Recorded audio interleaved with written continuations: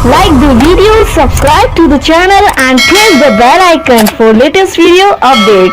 Hello बच्चों, आइए start करते हैं एक्सरसाइज 8.4। हम लोग फ्रैक्शन पढ़ रहे थे, तो आज फ्रैक्शन के बारे में कुछ अधिक जानते हैं। ठीक है, फ्रैक्शन। तो सबसे पहले हम यहाँ पर एक शेप बनाएंगे, यानी कि एक आकार बनाएंगे सर्किल का। ओके, ये हो गया हमारा सर्किल। इसको यहाँ से मेन पॉइंट लेते हैं, मध्य बिंदु। ठीक है, इसको हम इक्वली 7-8 पार्ट में डिवाइड करेंगे। 8 पार्ट में ध्यान से देखिएगा कितने पार्ट हो गए टोटल। 1 2 3 4 4 पार्ट हो गए। यदि हम यहाँ से इसको हाफ कर दें और यहाँ से इसको हाफ कर दें, टोटल कितने पार्ट हो गए? टोटल पार्ट कितने हो गए? 8। कहा जाए कि इसके इसी एक पार्ट को आप फ्रैक्शन में डिनोट कीजिए। इसी एक पार्ट को आप फ्रैक्शन में डिनोट कीजिए, यानी कि फ्रैक्शन भिन्न में लिखिए। तो आप सब कैसे लिखेंगे? सबसे पहले total number of part, total number of parts. ठीक है, ये रहेगा डिनोमिनेटर में। आपको पता होगा न्यूमरेटर क्या होता है। न्यूमरेटर ऊपर का होता है और डिनोमिनेटर ये नीचे वाला पोर्शन होता है। कहने का मीन्स ये होता है अंश, ये होता है हर, दोनों को मिला के हमारा बनता है फ्रैक्शन। लेकिन इसमें जो पढ़ना है total number of parts, total number of parts. और जिसका पूछा रहेगा, चाहे वो कलर्ड रहे या फिर कुछ और रहे, तो यहाँ पर हम ये लिख देते हैं साइडेड पार्ट। क्या? Sided parts. ये हो गया आपका फ्रैक्शंस। फ्रैक्शन में क्या है? Sided part upon total number of part. तो साइडेड पार्ट कितना है? 1 upon total number of part 1 2 3 4 5 6 7 8, यहाँ से 8। ये हो गया 1 अपॉन 8। कहा जाए कलर हुए पार्ट को फ्रैक्शन में लिखिए, तो ये हो गया 1 अपॉन 8। इतना क्लियर है? ओके, आइए चलते हैं एक्सरसाइज पर। बहुत ही छोटा है।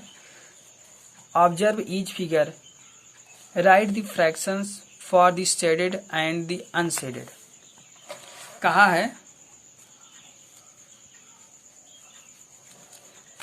कि यहाँ पर ऑब्जर्व कीजिए फिगर को और लिखिए कि कौन कितना पार्ट शेडेड है, कितना पार्ट अनशेडेड है।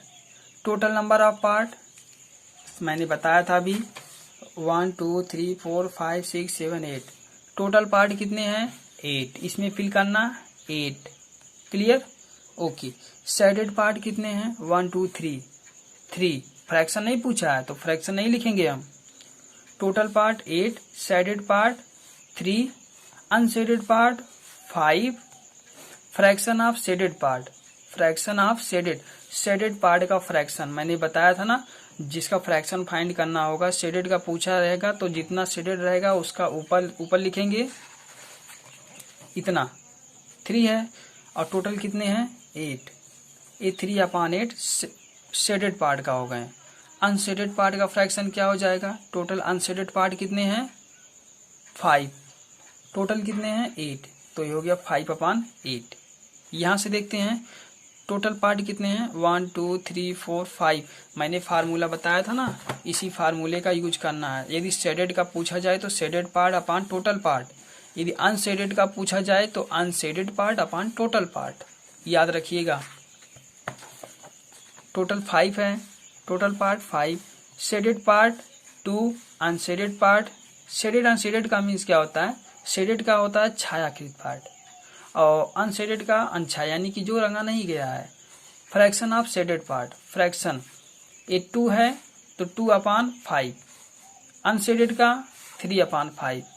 यहाँ से 3 पार्ट हैं, 2 पार्ट शेडेड है, 1 पार्ट अनशेडेड है, तो इसका फ्रैक्शन 2 अपॉन 3, इसका 1 अपॉन 3। और बाकी सॉल्व कीजिएगा। ओके, नेक्स्ट एक्सरसाइज देखते हैं। इक्विवेलेंट फ्रैक्शंस, इक्विवेलेंट फ्रैक्शंस यानी कि उसी के बराबर भिन्न। तो इक्विवेलेंट फ्रैक्शन क्या होता है 2 or more fraction that show the same part of the whole. क्या? 2 or more fractions that show the same part of the whole are called equivalent fraction. यानी कि यदि कोई पूरा दिया गया है, 2 भाग में दिया गया है, दोनों भाग आपस में बराबर हैं, तो कहलाता है इक्विवेलेंट फ्रैक्शंस. ओके. यहाँ से कंपेयर करना देखते हैं.